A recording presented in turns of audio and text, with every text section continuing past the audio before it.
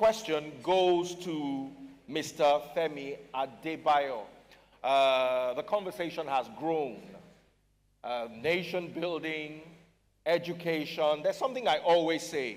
The scope of your understanding is directly proportional to the limits of your exposure.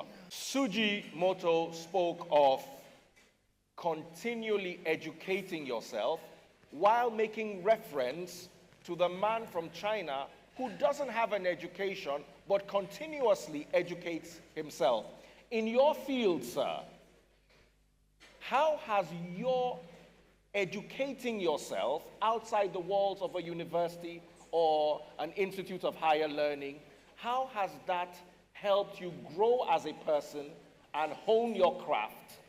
I would like to start from where Daddy Freeze actually started when we started this session. I'm a living example of today's topic. Yeah, I was born in the trenches, bred, buttered in the trenches, in the ghetto. You know, my father is in the field of talent, and he has always wanted to be in the field of education. But due to his parents' inability to send him to school, he found himself in the field of talent. All right, so he vowed and made a promise that he was going to make sure that all his children are educated. Fortunately or unfortunately for him, he has over 16 children. And the man keeps saying they all have to be graduates. He never at any point in time insists any one of them to go into the talent industry. All right? So I had always wanted to study law. And eventually I studied law. You know, I went further to, bag my master's in law. Oh, wow. Yeah. But while I was doing that, I took acting as a hobby, you know. But I realized that acting was pulling me more than law, even after I did my master's in law. All right, so Daddy was so excited about the fact that I'm into the acting world. At the same time, he was extremely excited that I'm educated, you know. But I can tell you that my education made me outstanding. And that's why I said I'm an example of today's topic. All right? Most of my colleagues are... A round of applause. Thank you very much. All right, so I'm going to give like two insights.